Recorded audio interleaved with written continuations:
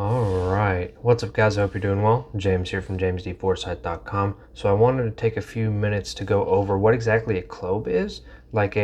Basically it stands for Central Limit Order Book, right? And I came across it while I was looking through the Financial Stability Report from the Federal Reserve this past one, the November 2022, right? And basically I found out that the most liquid components of the treasury market use this type of, booking or this type of platform, right? They use a central limit order book, right? So I was like, I don't really know what that is, exactly how does it work? And so I wanted to kind of go over it and kind of share it before I kind of look into a video coming in the next few days or whatever about measuring liquidity in the treasury market and that sort of thing. Kind of wanted to make sure that's kind of clear to have something to reference to. So it's pretty simple, really. It's just kind of a centralized limit order book, right, in a way. And so how exactly that works, and I want to, there we go, to go a little bit more exact with my language just because of what it is. And so basically it's a centralized database of limit orders, and this was apparently proposed by the SEC, the Securities and Exchange Commission, in 2000, right? So I guess, I don't know if you'd say 20 years is relatively new in kind of the realm of finance or how you'd classify that, but somewhere in there.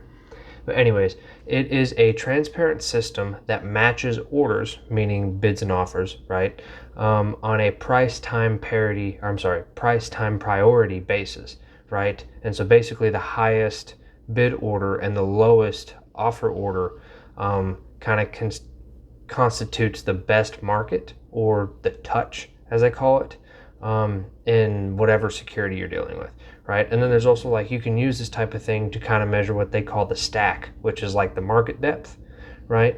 And basically this is where customers can view bid orders for various sizes and prices on one side versus viewing offer orders of various sizes and prices on the other, right? And this is kind of opposed to the whole concept, the CLOB approach, right, with the central limit order book, is opposed by the RFQ, right, which is request for quote, right? And so kind of the other side of things, right? And so this is where it's more asymmetric, it seems.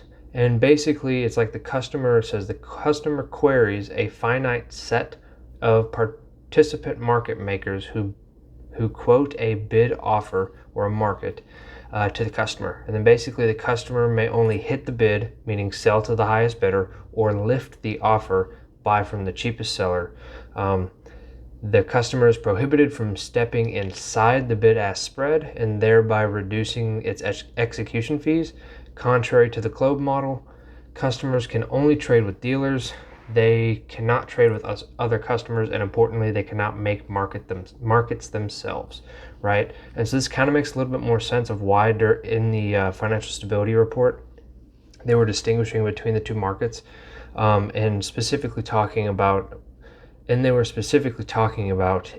Financial Stability Report about how basically they can't report the bid-ask spreads, or certain other related liquidity metrics because of this difference between the two kind of platforms in a way.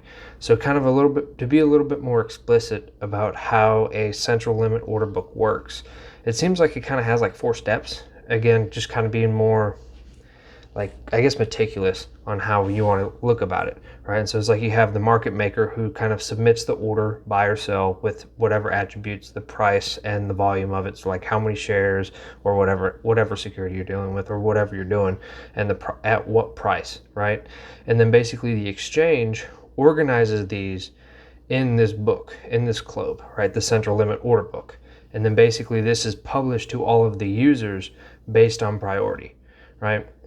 Again, it seems like what I mean by priority is they're situated by their price, and then from there they're kind of ranked based on the time that they were submitted, right? And then basically all that's left is whoever's on the other side of that trade, buying or selling, whatever the corresponding action happens to be, to close that order in a way, right?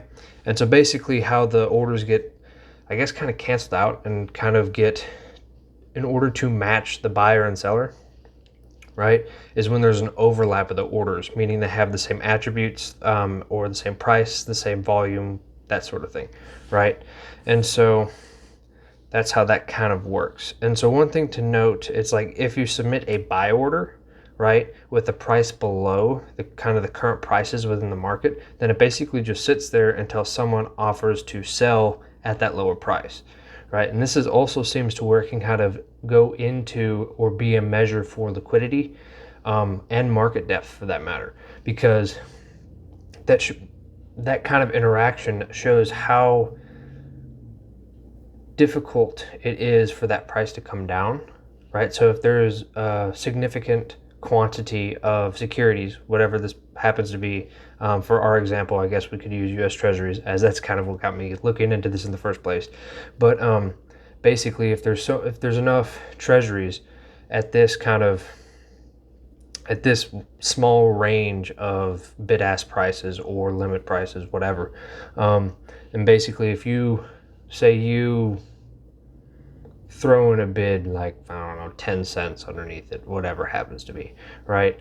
And basically, if there's a significant amount in that spread between the bid-ask prices is small enough and you're basically excluded from that range, then basically you have to run through all of those transactions already in the book within that range before you start to have enough people kind of come down to where they're willing to sell it. I guess it might be the other way around, to where there's more added supply, because that would bring the price down. Kind of started to explain it backwards on the fly, which is kind of the reason I do the videos.